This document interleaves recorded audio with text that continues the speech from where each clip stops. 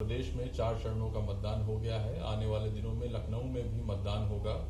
चुनाव के दौरान तमाम तरीके की आपराधिक घटनाएं भी सामने आती हैं। कुछ ऐसे अपराध भी हैं जिनके बारे में आम जनता को जागरूकता नहीं है। ऐसे में इन अपराधों के मामले में कार्यवाही नहीं हो पाती है। चुनाव के दौरान किन बातों का ध्यान रखना चाहिए और अगर इस तरीके के अपराध होते हैं तो क्या कार्यवाही करनी चाहिए, इस विषय को लेकर हमसे बातचीत करने के लिए ज्येष्ठ अभियोजन अधिकारी अवधेश कुमार सिंह साहब हैं। हम इनसे बातचीत करेंगे और समझेंगे कि चुनाव के दौरान किस तरीके के अपराध होते हैं और इन अपराधों से कैसे बचा जा सकता है। अगर कोई ये अपराध करता है तो उसके खिलाफ कैसे कार्यवाही की जाएगी। देखिए, जब चुनाव की अधिसूचना माननीय चुनाव आयोग जारी करता है तो अधिसूचना जारी करने के बाद ही चुनाव का एक माहौल क्रिएट होता है और उसमें 3 प्रकार का होता है कि एक तो ये है कि आदर्श आचार संहिता जब लागू हो जाती है, माननीय चुनाव आयोग जारी करता है और जिलों में जो जिला निर्वाचन अधिकारी होते हैं वो अपना 144 के तहत आदेश जारी करते हैं, तो उसको पब्लिक को भी, आम जनमानस को भी, जो भी चुनाव से जुड़े हुए हैं सबको फॉलो करना होता है। अगर वो उस निर्देश को फॉलो नहीं करते हैं तो सामान्य रूप से 188 आईपीसी का अपराध होता है उस व्यक्ति के विरुद्ध।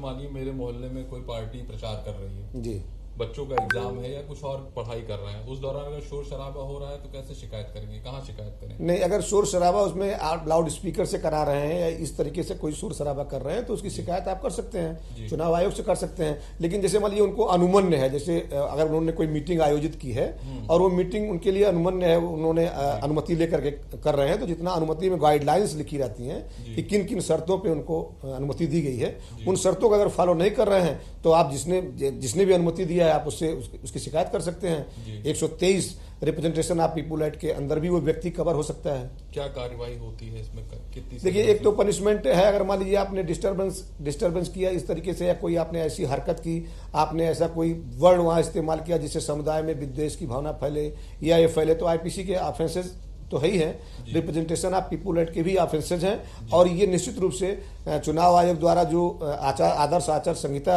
जारी की गई है उसका भी वायलेशन है और जो जिला निर्वाचन अधिकारियों ने जारी कर रखा है हर जिले में उसका भी वायलेशन है, तो 188 आईपीसी के तहत उनके विरुद्ध कार्रवाई हो सकती है। कई बार क्या होता है, जो राजनीतिक पार्टियां होती हैं उनका प्रचार करने वाले जो उनके समर्थक होते हैं उनको भी कानून का जानकारी नहीं होती। अगर कोई किसी का प्रचार करने जा रहा है, किसी का समर्थन कर रहा है, तो किन बातों का ध्यान रखना चाहिए। देखिए, एक नार्म में मतलब अपनी बात आप जा करके, अपने दल की बात, अपनी बात जा करके कहिए। ऐसी कोई चीज मिथ्या मत कहिए आप जिससे मान लीजिए कोई असुविधा हो, सामने वाला भ्रम में हो, या फिर आप ऐसा मत करिए कि 2 पक्ष आकर आपस में लड़ जाएं।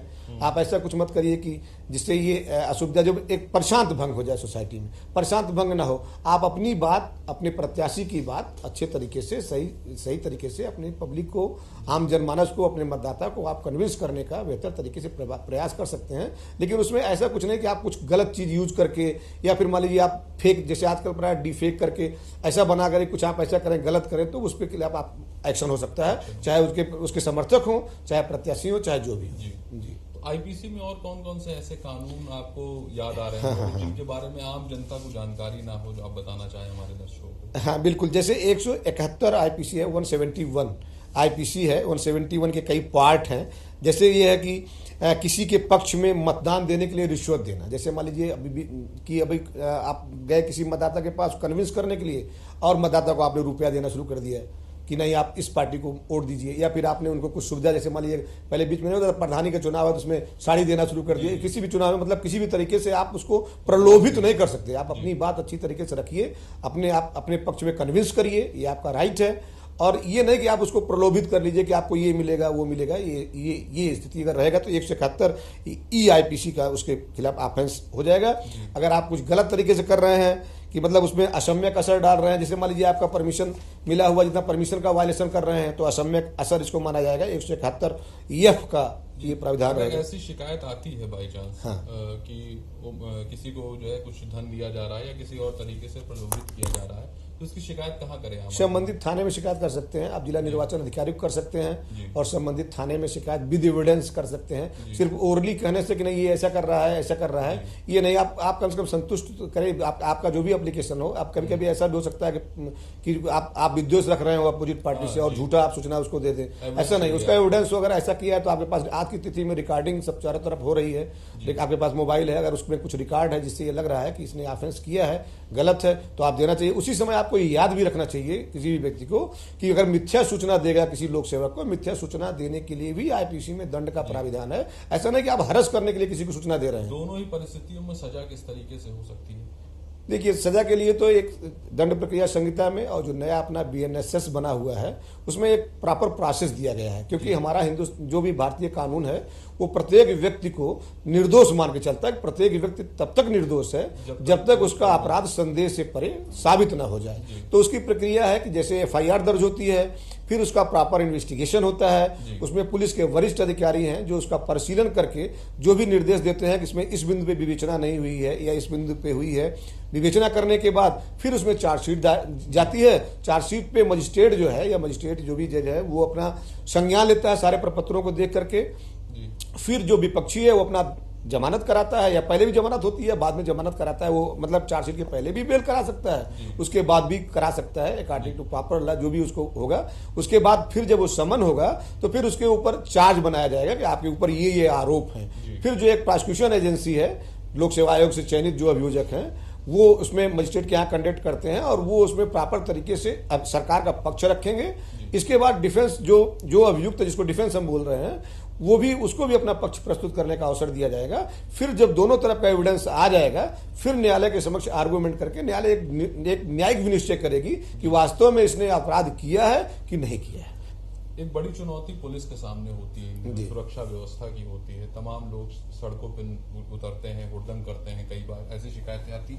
ऐसे में जो पुलिस कर्मचारी हैं, जो चौकियों पे तैनात सब इंस्पेक्टर हैं या थाना इंचार्ज हैं, उनको क्या बताना चाहेंगे, किस तरीके से लोगों को कंट्रोल करें कानून के दायरे में रहकर? देखिए, उस समय चूंकि बहुत ज्यादा व्यस्तता पुलिस की रहती है कि आम जनमानस के लिए, आम जो लोक सेवक है उसके लिए 8 घंटा 10 घंटे का होता है समय कि इतने 10 घंटे काम करेंगे, उसके बाद उनका ऑफिस ऑफ हो जाएगा। लेकिन हमको लगता है पुलिस का ऑफिस ऑफ नहीं होता है, 24 आवर वर्क रहता है। कभी कभी हमारे पुलिस कार्मिकों को 20-20 घंटा काम करना पड़ता है, तो उनको धैर्य बनाए रखने की जरूरत है।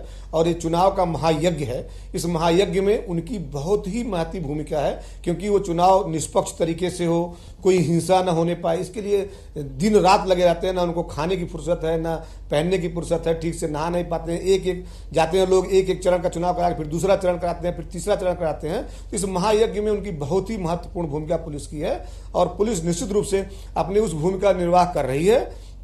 मुझे सिर्फ अपने पुलिस जनों से इतना ही कहना है कि उनको धैर्य बनाए रखने की जरूरत है, क्योंकि इस समय लोग सोचते हैं कुछ ऐसा हो कि जिससे उनको अनुचित लाभ मिले चुनाव में या कोई ऐसी बात हो जाए, तो उस समय धैर्य बनाए रखें और सतर्क दृष्टि रखें, क्योंकि छोटी बात भी इस समय बड़ी तूल दे सकती है। इसलिए थोड़ा सा धैर्य रखें और सतर्क रखें। अपने जितने भी अपने उनके हैंड्स हैं उसको एक्टिव रखें कि पल पल की सूचना, छोटी छोटी सूचना उनके पास पहुंचती रहे, क्योंकि छोटी सूचना कब गंभीर रूप ले लेती है ये पता नहीं चलता है। अवधेश जी को सुना आपने, उन्होंने चुनाव के कानूनी पक्ष को रखा है, तो ऐसे में उम्मीद करते हैं कि आप उनसे सीख लेंगे और इस बात को समझेंगे कि चुनाव के दौरान आप जब बाहर निकल रहे हैं, किसी की कैंपेनिंग कर रहे हैं या खुद चुनाव लड़ रहे हैं, तो इन तमाम कानूनों को ध्यान में रखते हुए अपनी एक्टिविटीज करेंगे और चुनाव में आप हिस्सा लीजिए। हमारा आपसे ये आग्रह है कि भारी संख्या में मतदान करिए और इस चुनाव के पर्व में शामिल होइए। लखनऊ से प्रशांत मिश्रा, ETV।